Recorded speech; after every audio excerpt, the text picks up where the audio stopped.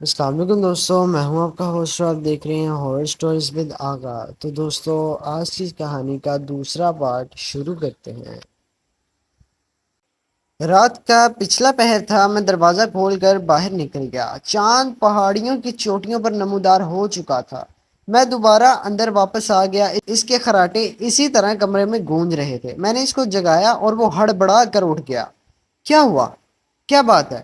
اس نے نیند والی آنکھوں سے گھور کے کہا۔ میں نے کہا، تم یہاں کس لیے لیٹے ہو؟ باہر نہیں چلنا، اس خلائی مخلوق کو نہیں دیکھنا۔ کون سی خلائی مخلوق؟ وہی جس کو دیکھنے کے لیے تم یہاں رکے ہوئے ہو۔ وہ پوری طرح نیند میں ڈوبا ہوا تھا۔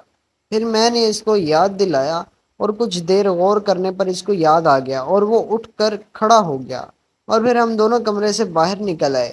اب چاند پورے علاقے کو روشن کر رہا تھا اور ہم چاند کی محصور کن روشنی میں آگے ہی آگے بڑھ رہے تھے۔ رات کے پچھلے پہر کا چاند بڑے دل فریب انداز میں زمین کو منور کر رہا تھا۔ ہم دونوں باتیں کرتے ہوئے آہستہ آہستہ آگے بڑھ رہے تھے۔ میں اس کو تفصیل سے بتا رہا تھا جس جگہ میرے ساتھ واقعات پیش آئے تھے۔ وہ جگہ میں اس کو دکھاتا جا رہا تھا اور وہ چپ چاپ سنتا ہوا میرے ساتھ چل رہا تھا۔ چلتے چلتے ہم پانی کے ایک چشمے کے قریب پہنچ گئے۔ شڑپ شڑپ کی آواز پر ہم ادھر متوجہ ہو گئے۔ ایسے لگ رہا تھا کہ کوئی شخص نہا رہا ہے۔ پانی کے چھینٹے دور دور تک گر رہے تھے۔ پانی کا کھلا شفاف چشمہ دور ہی سے نظر آ رہا تھا، مگر نہانے والا شخص نظر نہیں آ رہا تھا۔ پانی کے چھینٹے دور دور تک جا کر گر رہے تھے۔ خود بخود پانی چشمے سے اوپر اٹھ رہا تھا، جیسے کوئی شخص اپنے ہاتھوں کے پیالے سے پانی بھر بھر کر نہاتا ہے۔ ایسے ہی پانی چشمے سے اٹھ رہا تھا اور دور دور گر رہا تھا۔ ایسے محسوس ہو رہا تھا کہ کوئی شخص اپنے جسم پر پانی ڈال رہا ہے اور جس کے چھینٹے دور دور تک گر رہے ہیں۔ ہم دونوں وہیں کھڑے ہو کر یہ منظر دیکھتے رہے، مگر نہانے والا ہمیں نظر نہیں آ رہا تھا۔ چاند کی چاندنی میں پانی کے قطرے موتیوں کی طرح چمکتے ہوئے دور دور تک گر رہے تھے۔ کچھ دیر تک یہی سلسلہ شروع رہا اور بالآخر پانی گرنا بند ہو گیا۔ اب چشمہ بالکل خاموش، اپنی ساکت و جامد نظر آ رہا تھا، جیسے ابھی تھوڑی دیر پہلے یہاں پر کچھ ہوا ہی نہیں تھا۔ ہم خود یہی چیز دیکھ رہے تھے۔ پھر ہمیں یوں محسوس ہوا کہ کوئی ہمارے قریب سے گزر رہا ہو۔ ہمارے جسم کو ٹھنڈی ہوا کے جھونکے نے تھر تھرا کر رکھ دیا، اور اس شے کے گزرنے کا ہم کو صحیح طور پر احساس ہوا تھا۔ ہمیں یوں محسوس ہوا تھا کہ ہمارے بدن سے کوئی چیز چھو کر گزر گئی ہے۔ ہم ایک دوسرے کی طرف بت بنے کھڑے دیکھ رہے تھے۔ کافی دیر تک ہم وہیں پرساکت حالت میں یوں محسوس ہو رہا تھا کہ ہماری چلنے کی طاقت کسی شے نے قبض کر لی ہے۔ بالآخر کرم داد سرگوشی میں بولا، یار کچھ سمجھ نہیں آ رہا، یہ کیا راز تھا؟ نہانے والا شخص نظر نہیں آ رہا تھا اور منظر ایسا تھا کہ جیسے کوئی نہا رہا ہو۔ میں نے جواب دیا، ابھی تم نے دیکھا ہی کیا ہے، آگے بہت کچھ دیکھو گے۔ میں نے کہا، آؤ چشمے کے قریب جا کر دیکھتے ہیں۔ پھر ہم چشمے کی طرف چل دیے۔ چشمے کا پانی بالکل اپنی روانی میں بہہ رہا تھا۔ ان چھینٹوں کا بھی نشان تک نہیں تھا جو تھوڑی دیر پہلے آس پاس گرے تھے۔ ہم دونوں نے وہاں سے چشمے کا تازہ اور میٹھا پانی پیا اور واپس آ گئے۔ سچ پوچھو تو یار مجھ کو ڈر لگنے لگا ہے، کرم داد نے مجھ سے سرگوشی میں کہا۔ میں نے کہا، ڈرو مت، ہم دو ہیں تو تم ڈر رہے ہو؟ میں اکیلا ساری رات کھیتوں میں کام کرتا رہتا ہوں، مگر میں آج تک نہیں ڈرا۔ میرے جیسے واقعات اگر تیرے ساتھ پیش آئے ہوتے تو رات کو گھر سے نکلنا ہی چھوڑ دیتا، یا پھر یہ گاؤں ہی چھوڑ دیتا۔ حوصلہ رکھو، گھر واپس چلتے ہیں۔ کرم داد بامشکل چل رہا تھا۔ وہ کچھ گھبرایا ہوا لگ رہا تھا۔ میں نے اس کا بازو تھام رکھا تھا اور وہ تھکے تھکے قدم اٹھاتا ہوا میرے ساتھ چل رہا تھا۔ ہم گھر کی جانب جا رہے تھے، اچانک ہی کرم داد نے مجھ سے سرگوشی میں کہا، وہ دیکھو، سامنے پتھر پر کوئی بیٹھا ہوا ہے۔ اچانک ہی اس کی نظر اس پر پڑی تھی اور میں اس کی بتائی ہوئی جگہ پر دیکھنے لگا۔ میں نے کہا، وہ ایک نہیں بلکہ دو ہیں۔ پتھر پر دو آدمی ساتھ ساتھ بیٹھے ہوئے تھے۔ یہ وہی پتھر تھا جس پر میں نے بیٹھ کر گزشتہ شب ان سایوں کو دیکھا تھا۔ وہ ایک مرد اور ایک عورت ہی کے سائے تھے، اور پھر وہ دو سے ایک سایہ ہوتا جا رہا تھا۔ جب ہم قریب پہنچے تو وہ سایہ ایک ہیبلے کی شکل میں پتھر سے اوپر اٹھ رہا تھا اور خلا میں اڑنے لگا۔ اب وہ دو کی بجائے ایک ہی سایہ تھا جو اڑتا ہوا دکھائی دے رہا تھا۔ یار اب مجھ کو یقین ہو گیا ہے، تو صحیح کہہ رہا تھا۔ میں تو سمجھا تھا کہ تو بونگیاں مار رہا ہے۔ گھر آنے تک کرم داد کی حالت غیر ہو گئی تھی۔ اس کی آنکھیں سرخ ہو گئی تھی، اس کا پورا جسم بخار سے تپ رہا تھا۔ بمشکل وہ اپنی چارپائی تک پہنچا تھا۔ صبح ہونے میں تھوڑا ہی وقت باقی تھا کیونکہ رات کا آدھا وقت ہم باہر گزار رہے تھے۔ بخار تھا جو اترنے کا نام ہی نہیں لے رہا تھا۔ اس کی حالت دیکھ کر میں بھی گھبرا گیا۔ وہ بے ہوش ہو چکا تھا۔ صبح کے آثار نمودار ہو رہے تھے۔ گھر والوں کو ابھی تک کوئی علم نہیں ہوا تھا۔ میں نے صبح اٹھ کر والدہ کو بتایا، وہ بھی پریشان ہو گئی۔ سورج پوری طرح طلوع ہو چکا تھا۔ اس کے گھر والوں کو اطلاع دی اور اس کا بھائی اور والد بھی آ گئے۔ وہ بھی اس کی حالت دیکھ کر پریشان ہو گئے۔ اب تک وہ بے ہوش ہی پڑا تھا۔ اس کے پاؤں ٹیڑے میڑے ہو گئے تھے۔ کسی کی سمجھ میں کچھ بھی نہیں آ رہا تھا کہ کیا کیا جائے۔ اس کو چارپائی پر اٹھا کر ڈسپینسری لے جایا گیا۔ ابھی تک ڈسپینسری بند تھی۔ تھوڑی دیر بعد کمپاؤنڈر بھی آ گیا۔ اس نے اس کی نبض چیک کی اور دوا کی کچھ گولیاں اس کو کھانے کے لیے دی۔ بمشکل اس کے حلق سے دوائی اتری تھی۔ پھر اس کو ٹھنڈے پانی کی پٹیاں کی گئیں۔ پھر اس کو گھر لے گئے۔ دوائی سے بھی اس کو کوئی افاقہ نہ ہوا، الٹا طبیعت اور بگڑ گئی۔ اس کے پورے جسم پر زرد کھنڈ آئی تھی۔ وہ ایک رات میں برسوں کا بیمار لگ رہا تھا۔ ایک رات اور دن میں اس کی حالت پرانے مریض کی سی ہو گئی تھی۔ کسی کو سمجھ نہیں آ رہا تھا کہ اس کو اچانک کیا بیماری لاحق ہوئی ہے۔ اس کی آواز بالکل بند ہو گئی تھی۔ دوسری رات بھی اسی طرح گزری مگر کوئی افاقہ نہ ہوا، اور دوسرے دن اس کو مسجد کے امام صاحب کے پاس لے گئے۔ انہوں نے دم کیا اور کچھ تعویذ بھی دیے، پانی میں دم کر کے دیا۔ یہ سب کچھ کرنے کے باوجود بھی اس کی صحت میں کوئی فرق نہ آیا۔ وہ ان دنوں میں اتنا پتلا ہو گیا تھا کہ کمزوری کی وجہ سے وہ حرکت بھی نہیں کر سکتا تھا۔ اس کے گھر والوں نے مشورہ کر کے اس کو شہر لے جانے کا ارادہ کیا۔ تیسرے دن اس کی چارپائی سے اس کو اٹھا کر شہر کی طرف روانہ ہو گئے۔ میں بھی ساتھ ہی آیا تھا۔ ابھی آدھا راستہ بھی ہم نے پار نہ کیا تھا کہ کرم داد یہ دنیا فانی چھوڑ کر ہمیشہ ہمیشہ کے لیے مالک حقیقی سے جا ملا۔ اب ہمارا سفر ختم ہو گیا تھا، آگے جانے کی ضرورت ہی نہیں تھی۔ پھر اس کو ہم واپس لے کر گھر آ گئے۔ اس کی والدہ، بہن، بھائی سب دھاریں مار مار کر رو رہی تھی۔ کچھ دیر بعد تجہیز و تکفین کی گئی اور پھر اس کو آہوں اور سسکیوں میں رخصت کر دیا گیا اور اس کو منو مٹی کے نیچے دبا کر واپس آ گئے۔ میں خود کو اس کی موت کا ذمہ دار سمجھ رہا تھا۔ کاش نہ وہ میرا راز جاننے کی کوشش کرتا اور آج موت کی آغوش میں ہمیشہ کے لیے نہ سوتا، لیکن اس میں میرا بھی کوئی قصور نہیں تھا۔ خدا کو یہی منظور تھا۔ اب مجھ کو اپنی جان کے لالے پڑ گئے تھے کہ کسی بھی وقت میرا بھی یہی انجام ہو سکتا ہے۔ میرے وہم و گمان میں بھی نہ تھا کہ اچانک کرم داد اتنے عرصے بعد مجھ کو ملے گا اور پھر میرے ہی ہاتھوں میں وہ موت کو گلے لگا لے گا۔ رو رو کر مجھ کو یاد آ رہا تھا، جانے وہ کون سی منحوس کھڑی تھی جس وقت وہ مجھ سے ملا تھا۔ اگر وہ مجھ سے نہ ملا ہوتا تو شاید زندہ سلامت ہوتا۔ سوچ سوچ کر میں پاگل ہو رہا تھا۔ اس کا چند گھڑیوں کا ساتھ میرے دل پر چھریاں چلا رہا تھا۔ مجھے اپنی سانسیں گھٹتی ہوئی محسوس ہو رہی تھی۔ اس کا سوئم بھی ہو چکا تھا۔ انسان کی زندگی کیا ہے؟ سانس جسم سے نکلی تو جسم بیگانہ ہو جاتا ہے۔ روح اور جسم کا رشتہ بھی بہت عجیب سا ہے۔ جب تک وہ دونوں کا ساتھ رہتا ہے تو وہ بھول جاتے ہیں کہ ایک دن ہم نے بھی جدا ہونا ہے، اور جب جدا ہوتے ہیں تو دونوں ایک اجنبی کی طرح اپنی اپنی منزل کی طرف روانہ ہو جاتے ہیں۔ ان کی راہیں الگ الگ ہو جاتی ہیں۔ پھر ان کو معلوم نہیں ہوتا کہ ان کا حال کیا ہے، وہ کس حال میں ہے، روح کا ٹھکانہ کون سا ہے اور وہ کہاں رہتی ہے، جسم منو مٹی کے نیچے کس حال میں رہ رہا ہے، یہ سب کا تقدیر ہی جانتا ہے۔ میرا برا حال ہو رہا تھا۔ 2-3 دن پہلے کرم داد اچھا بھلا کٹا کٹا تندرست و توانا میرے پاس آیا تھا، پھر اچانک ہی اس کی کیا حالت ہو گئی تھی۔ کرم داد تو انجام کو پہنچ گیا تھا۔ اب شاید میری باری ہے۔ اب میری باری ہوگی۔ اس وہم و تفکر میں غرق نیند سے بوجھل ہوئے نیند کی وادی میں گم ہو گیا، اور پھر آدھی رات کو اچانک ہی میری آنکھ کھل گئی۔ اور میں اٹھ کر بیٹھ گیا۔ اندھیرے میں کچھ دکھائی نہیں دے رہا تھا، کسی چیز کے جلنے کی ناگوار سی بو آ رہی تھی، میرا دم گھٹا جا رہا تھا۔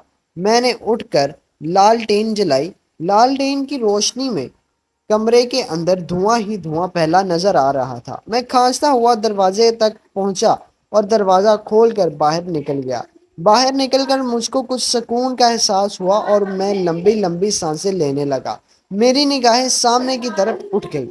سامنے کا منظر دیکھ کر میرے رونگٹے کھڑے ہو گئے۔ سامنے کا منظر دیکھ کر میرے رونگٹے کھڑے ہو گئے تھے۔ سامنے میرے پڑوسی عبد الرحمان کے مکان کو آگ لگی ہوئی تھی۔ آگ کے شعلے آسمان کی بلندیوں کو چھو رہے تھے اور پورا علاقہ لو سے روشن تھا۔ روشنی سے دور دور تک کی ہر چیز صاف نظر آ رہی تھی۔ میں حیران و پریشان، کانپتا کانپتا عبد الرحمان کے جلتے مکان کی طرف دوڑا۔ کچھ ہی دیر بعد میں جائے واردات کی جگہ پہنچ گیا۔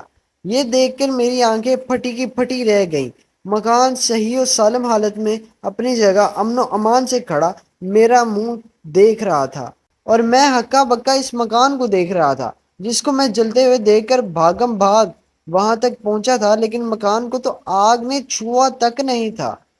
تو کیا میں کوئی خراب خواب دیکھ رہا تھا؟ اسی خوابیدہ حالت میں میں اٹھ کر باہر نکل آیا تھا۔ نہیں، یہ خواب نہیں ہو سکتا، میں صحیح حالت میں جاگ رہا تھا۔ پھر کمرے میں دھواں بھی تو پھیلا ہوا تھا، دھوئیں میں میرا دم گھٹ رہا تھا اور میں دروازہ کھول کر باہر نکل آیا تھا۔ پھر میں یہ جلتے ہوئے مکان کا منظر دیکھ کر یہاں دوڑا چلا آیا تھا۔ اگر یہ خواب تھا تو پھر یہ منظر مجھے جاگتے ہوئے کیوں نظر آیا؟ میں نے تو جاگتی آنکھوں سے یہ منظر دیکھ کر یہاں تک پہنچنا ہی نہیں تھا۔ پھر میں نے زور سے اپنے ہاتھ کی چھوٹی انگلی کو کاٹا۔ مجھے درد کا شدید احساس ہوا۔ میں پورے ہوش و حواس میں تھا۔ جو کچھ میں نے دیکھا تھا وہ پورے ہوش جاگتی ہوئی آنکھوں سے دیکھا۔ ویسے اس عرصے میں چھوٹے موٹے واقعات میرے ساتھ پیش آتے رہتے، لیکن اس واقعے نے مجھ کو اندر سے ہلا دیا تھا اور میں وہیں پر ساکت کھڑا ہوا تھا۔ میں واپس لوٹ آیا۔ دروازہ اسی طرح کھلا ہوا تھا جس کو میں بند کرنا بھول گیا تھا۔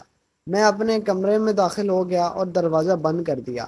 اندر کا ماحول بھی بالکل صحیح حالت میں تھا، جیسے یہاں کچھ ہوا ہی نہیں تھا۔ دھواں بھی غائب ہوا تھا۔ میں اپنی چارپائی تک پہنچا اور پھر گرنے کے انداز سے میں سر پکڑ کر بیٹھ گیا، اور پچھلے تمام واقعات کسی ریل کی طرح میرے ذہن کی سکرین پر چلنے لگے۔ جوں جوں میرے سنگ بیتی تھی، جو میرے اوپر بیتی تھی، وہ واقعات ایک کھلی کتاب کی طرح میرے ذہن میں عیاں ہوتے جا رہے تھے۔ اتنے سارے واقعات کسی عام انسان کے ساتھ پیش آتے تو وہ کب کا اس جہاں سے گزر گیا ہوتا۔ میری سمجھ میں یہ بات نہیں آ رہی تھی کہ میرے ساتھ اتنا کچھ ہونے کے باوجود میں ابھی تک صحیح سلامت کیوں ہوں۔ اوپر سے آج کا تازہ واقعہ جو پیش آیا تھا وہ حقیقت سے ایک کہانی بن گیا تھا۔ جو کچھ میں نے اپنی جیتی جاگتی آنکھوں سے دیکھا تھا، میں اسے کیسے جھٹلا سکتا تھا؟ اگر کسی کو بتاتا کہ میرے ساتھ یہ واقعہ پیش آیا ہے تو وہ میری صحت پر شک کرتا، اسی لیے میں نے کسی کو بتانا مناسب نہیں سمجھا۔ ابھی ایک اور رازدان بنا کر بہت برا نقصان اٹھایا تھا۔ وہ بیچارہ اپنی جان سے ہاتھ دھو بیٹھا تھا۔ اب کسی اور کو رازدان بنانے کا مطمئن نہیں ہوں میں۔ دھیرے دھیرے رات کی سیاہ چادر کا آنچل سرکنے لگا اور سحر سفیدی کی ردا لیے ہوئے نمودار ہوئی۔ باہر لو کے آثار نمودار ہو چکے تھے اور میں اسی طرح اپنا سر پکڑے ہوئے چارپائی پر بیٹھا ہوا تھا۔ مجھ کو صبح ہونے کا احساس تک نہیں ہوا تھا۔ مؤذن کی آواز نے مجھ کو چونکا دیا تھا۔ میں نے کھڑکی سے باہر دیکھا تو صبح کی سفیدی پورے علاقے میں پھیل چکی تھی۔ میں نے اٹھ کر وضو کیا اور پھر نماز فجر ادا کی اور اس کے بعد سو گیا۔ رات بھر کی نیند آنکھوں میں تھی۔ میں لیٹتے ہی سو گیا اور کافی دیر تک سوتا رہا۔ لیٹ جاگا تھا۔ اس دن میں کام سے لیٹ ہو گیا تھا۔ کام کافی تک وقت گزر چکا تھا، تاہم میں دوپہر کا کھانا ساتھ ہی لے کر کھیتوں میں کام کرنے کی غرض سے روانہ ہو گیا۔ میں اس چشمے کے قریب پہنچا جہاں کچھ دن پہلے میرے ساتھ رات کو وہ واقعہ پیش آیا تھا۔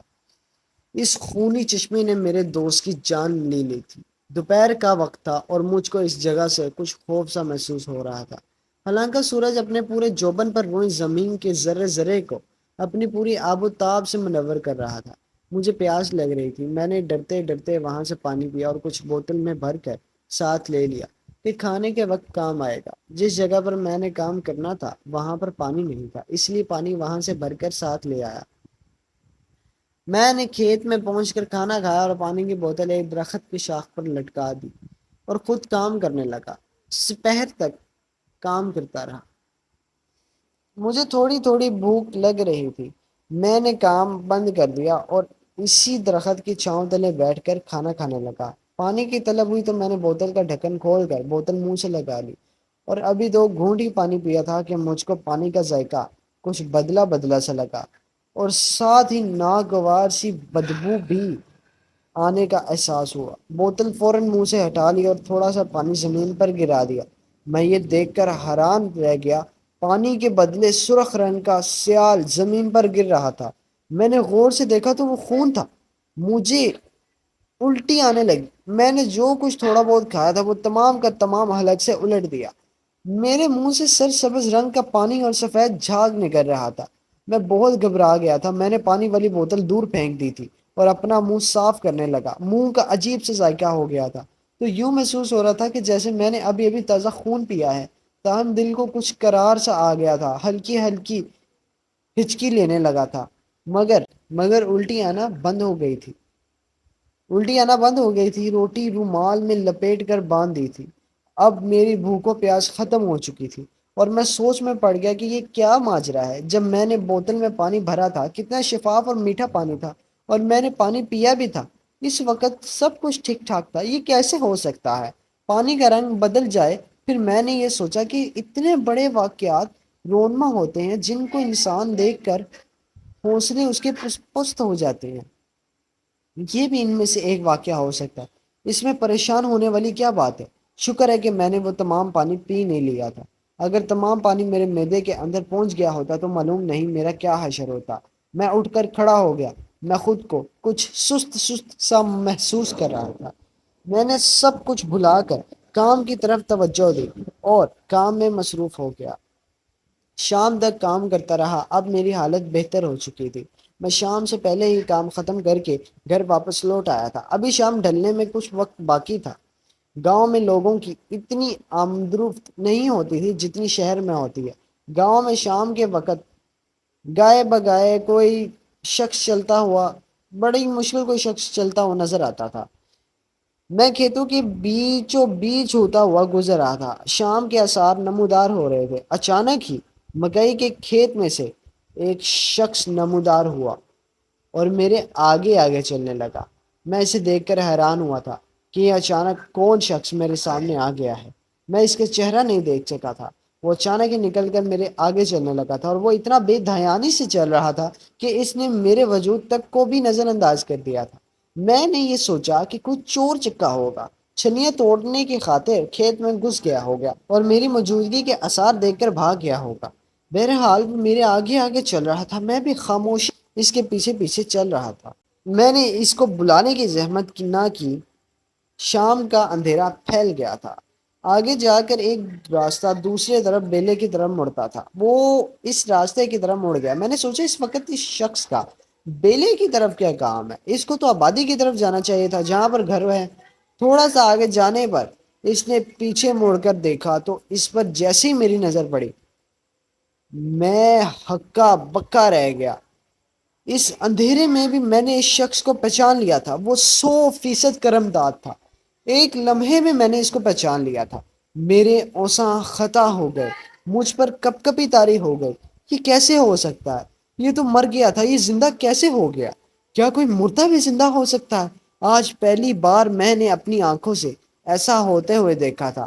پھر میں نے اپنا منہ دوسری طرف کر لیا اور وہاں سے آگے بڑھ گیا اور میں نیم بے ہوشی کے عالم میں مرے مرے قدم اٹھاتا ہوا گھر پہنچا تھا۔ دروازے کے اندر میں نے قدم رکھا تھا، مجھ کو صرف اتنا یاد تھا کہ میں دروازے سے اندر داخل ہوا تھا۔ میں دروازے سے اندر قدم رکھتے ہی ڈھہ گیا تھا، گر گیا تھا۔ پھر مجھ کو معلوم نہیں کہ میں اپنی چارپائی تک کیسے پہنچا تھا۔ جب میری آنکھ کھلی تو تمام گھر والے میرے ارد گرد جمع تھے اور میرے ہاتھ اور پیروں پر تیل سے مالش کر رہے تھے۔ ان سب کو دیکھ کر حیران رہ گیا تھا میں۔ امی میری بلائیں لیتی ہوئی بولی، شکر ہے یار تم کو ہوش آ گیا، میں تو ڈر گئی تھی۔ کیا ہو گیا تھا تم کو؟ اندر آتے ہی گر گیا تھا، کہیں ڈر تو نہیں گیا تھا؟ میں نے کہا نہیں، ویسے ہی اندر آتے ہوئے چکر آ گئے تھے۔ امی بولی دن بھر کام کرتے رہتے ہو، کتنے کمزور ہو گئے ہو، کبھی آرام بھی کر لیا کرو، کام ہوتے رہتے ہیں، صحت ہے تو سب کچھ ہے۔ اب میں ہوش میں آ گیا تھا، اب بھی میرا دل سب کچھ اب بھی میرا دل دھک دھک کر رہا تھا اور میں سوچ رہا تھا کہ یہ کیا ماجرا ہے۔ کرم دا تو اس دنیا فانی سے کب کا جا چکا تھا، پھر وہ زندہ کس طرح ہو گیا؟ کیا یہ میری نظروں کا دھوکہ تھا؟ نہیں، نظر کا دھوکہ نہیں ہو سکتا، 100% وہی تھا۔ بھلا میں اس کو پہچاننے میں کیسے غلطی کر سکتا ہوں؟ امی ابھی تک میرے پاس ہی بیٹھی ہوئی تھی۔ میں نے ان سے پوچھا امی کیا کوئی مر کر بھی زندہ ہو سکتا ہے؟ امی نے چونک کر میری طرف دیکھا اور پوچھا کیا مطلب؟ تم کیسی بیکی بیکی باتیں کر رہے ہو؟ کبھی مردے بھی زندہ ہوتے ہیں؟ اس لیے کہ امی میں نے آج ایک مردے کو دیکھا ہے جو میرے آگے آگے چل رہا تھا۔ کیا مطلب؟ پھر وہی بات۔ میں نے کہا ابھی ابھی آتے ہوئے میرے آگے آگے کرم داد چل رہا تھا اور وہ بیلے کی طرف چلا گیا تھا اور میں گھر آ گیا۔ میں نے دیکھا کہ ان کی پیشانی پر بھی پریشانی کی لکیریں نمودار ہوئی۔ پھر وہ بولی ایسا نہیں ہو سکتا، یہ تمہارا وہم ہے، تم اس کو یاد کرتے رہتے ہو، اسی لیے تمہارے ساتھ ایسا ہوا ہے۔ میں نے کہا میں خود اس کو دیکھا ہے، اس نے مڑ کر میری طرف دیکھا تھا اور میں نے اس کو پہچان لیا تھا، اس لیے میں خوف کی وجہ سے بے ہوش ہو گیا تھا۔ انہوں نے پھر مجھ کو تسلی دی اور کہا ایسا اکثر وہم کی وجہ سے ہو جاتا ہے، جس شخص کو ہم کثرت سے یاد کرتے ہیں تصور میں اس کی پرچھائیاں نظر آنے لگتی ہیں۔ تم سو جاؤ، دل پر کوئی بات مت رکھو۔ وہ رات کسی عذاب کی طرح لگ رہی تھی، رات کا واقعہ رہ رہ کر مجھ کو یاد آ رہا تھا۔ خدا کرے وہ میرا وہم ہی ہو، شاید وہ میرا وہم ہی تھا۔ امی صحیح کہتی تھی۔ اگلے روز میں تیار ہو کر کام کرنے کی غرض سے کھیتوں میں چلا گیا۔ تمام دن بے دلی سے کام کرتا رہا، کام کام کرنے کو جی ہی نہیں چاہ رہا تھا۔ میں خود کو تھکا تھکا محسوس کر رہا تھا۔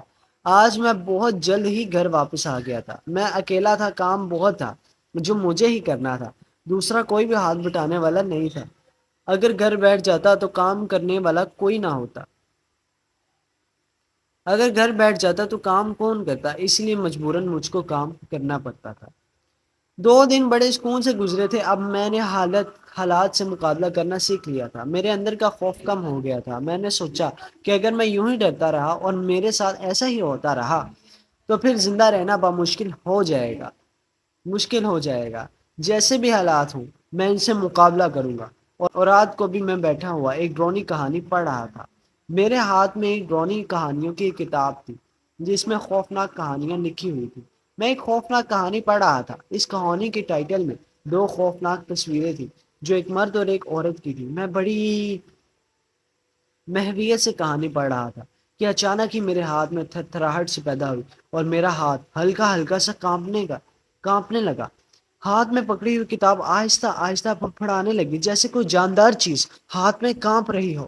میں نے سمجھا میرا ہاتھ تھکاوٹ کی وجہ سے کانپ رہا ہے۔ کافی دیر سے میں نے کتاب ہاتھ میں پکڑ کر رکھی تھی، شاید اسی لیے ہاتھ میں کپ کپی طاری ہو گئی تھی۔ جب میری نظر ہاتھ میں پکڑی کتاب کی طرف گئی، کتاب کے صفحے پر پڑی تو میرا دل اچھل کر کے سینے سے باہر آ گیا۔ وہ چھوٹی چھوٹی جیتی جاگتی گوشت پوست کی 2 تصویریں کتاب کے صفحے پر حرکت کر رہی تھی۔ میری تو چیخ ہی نکل گئی۔ خوف کے مارے میرا پورا جسم کانپنے لگا، پسینے سے سارا بدن بھیگ گیا تھا اور وہ دونوں ایک دوسرے کا ہاتھ پکڑے آہستہ آہستہ کتاب کے صفحے پر اچھل رہے تھے۔ میں ہوکوں کی طرح ان کی طرف دیکھ رہا تھا۔ پھر اسی طرح اچھلتے کودتے ہوئے انہوں نے اس کتاب کے صفحے سے نیچے چھلانگ لگا دی۔ میں نے نیچے جھانک کر دیکھا تو ان کا نام و نشان تک نہیں تھا۔ میری نظر دوبارہ کتاب کے صفحے پر پڑی تو میں حیران رہ گیا۔ کتاب کے صفحے پر جو ڈرونی تصویریں تھیں ان کا نام تک موجود نہیں تھا۔ آگے کی کہانی جاننے کے لیے ہمارے چینل ہارر سٹوریز ود آغا کو سبسکرائب کریں اور بیل آئیکن کو دبانا نہ بھولیں تاکہ ہمارے ہر نئی آنے والے اپڈیٹ سے آپ سب سے پہلے واقف ہوں۔